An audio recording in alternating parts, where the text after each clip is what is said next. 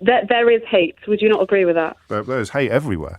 There's hate on the West Bank at the moment. You've seen what the American Secretary James, can I say anything? Yes, of course you can, as long as it's true. In today's video, we're diving into a call that unravels faster than the caller ever expected.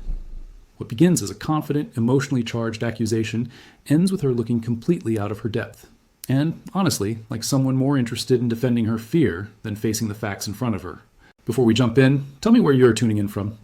And remember to like and subscribe. Your support helps the channel grow and keeps these stories coming. So here's what happened. A caller rang in armed with one of the most common talking points we've heard in recent weeks. This claim that pro-Palestinian marches are somehow these violent, hate-fueled mobs roaming the streets. She presents it as if it's an undeniable truth, something everyone knows, something so obvious it doesn't even need evidence.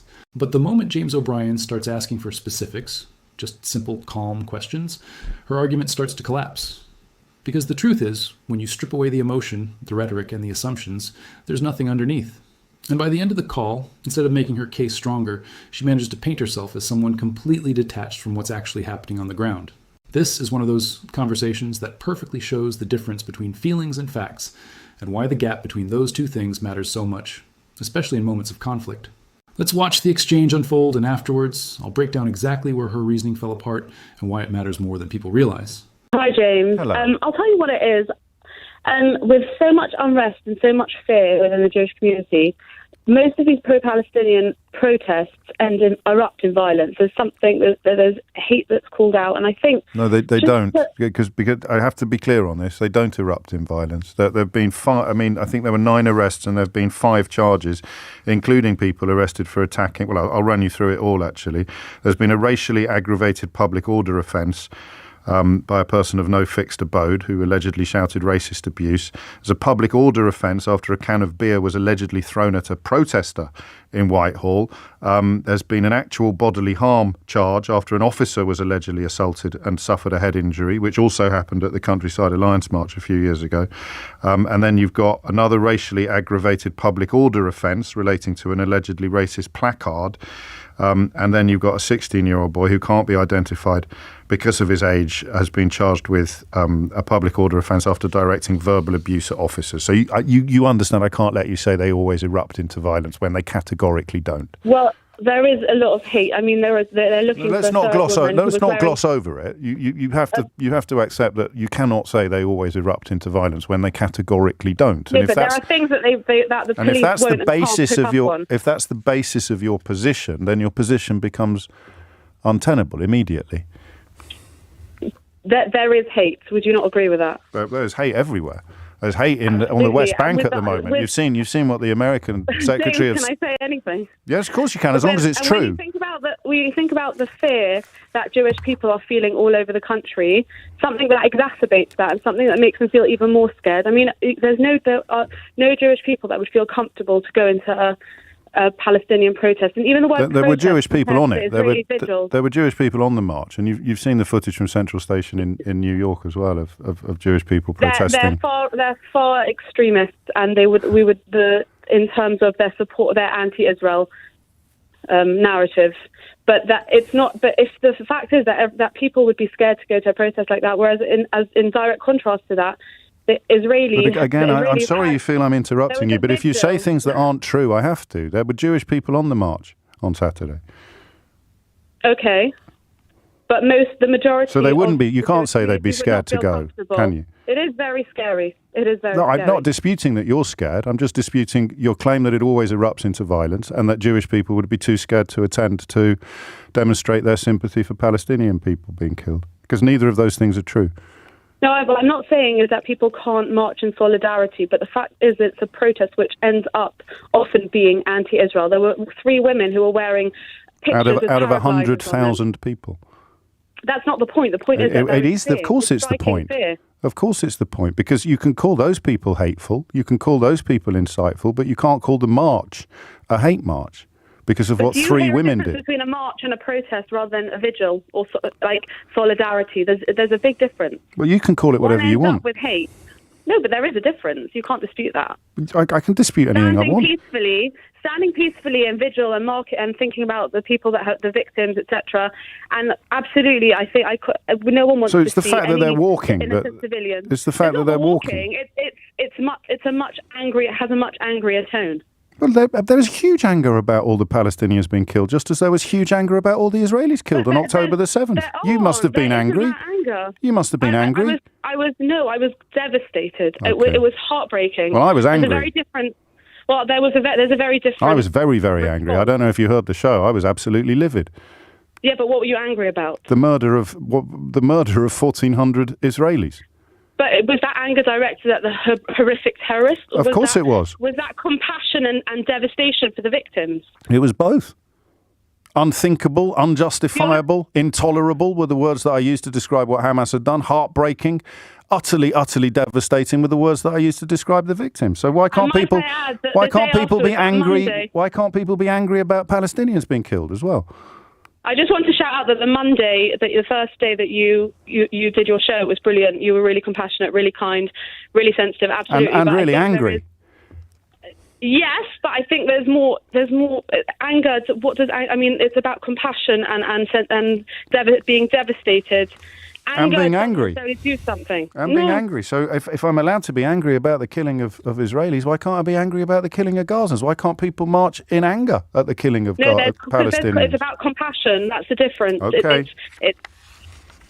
So how do people show their compassion? Anger then says, who can I fight? Anger is who can I punish? Well, and that's why I had to pick you up at the beginning on the claims that it always erupted into violence when it simply doesn't. So no one's really looking for a fight. Anger.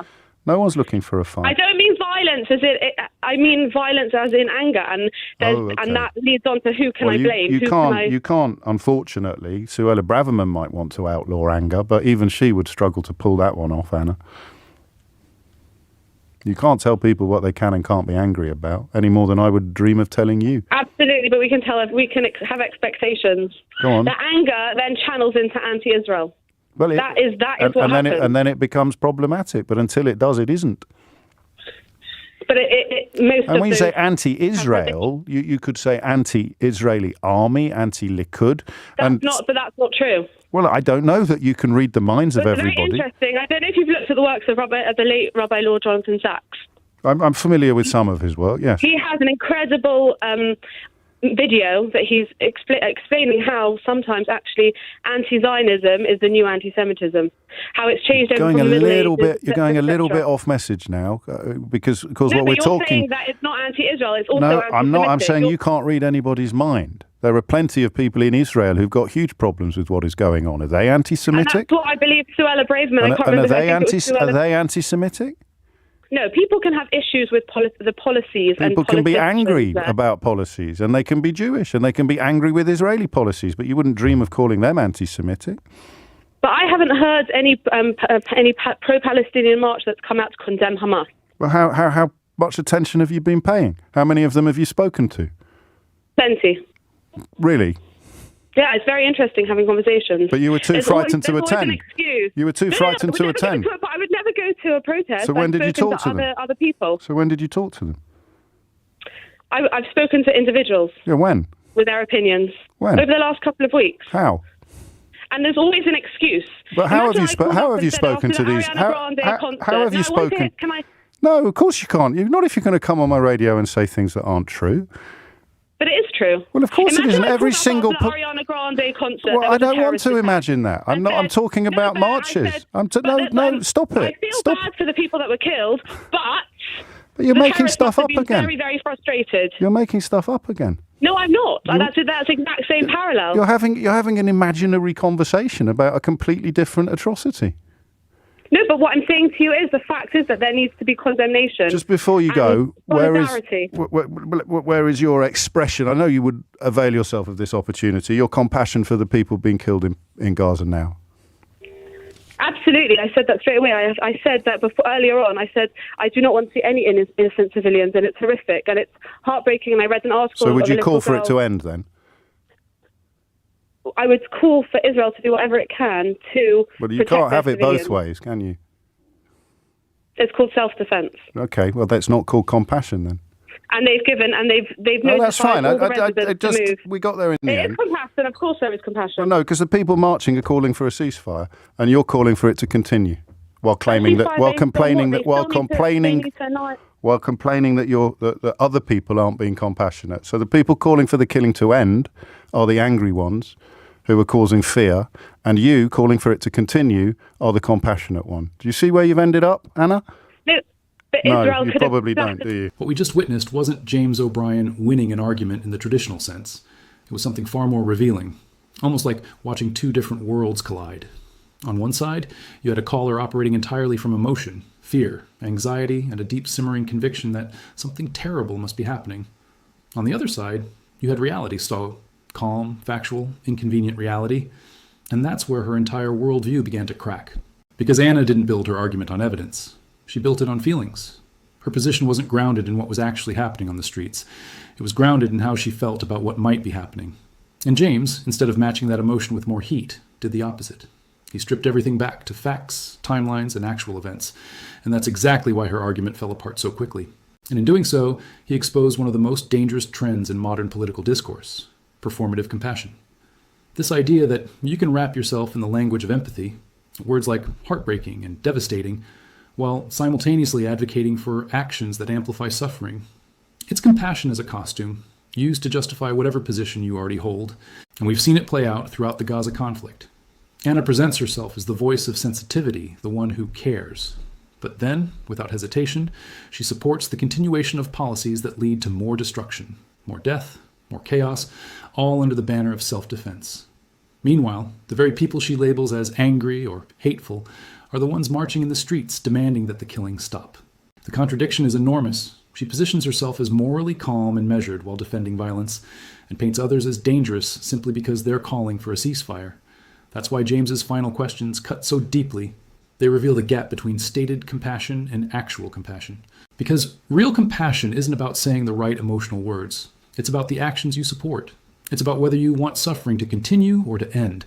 And James makes that distinction crystal clear. There's a world of difference between wanting to feel compassionate and actually choosing to be compassionate. So what did you make of this exchange? Drop your thoughts in the comments below.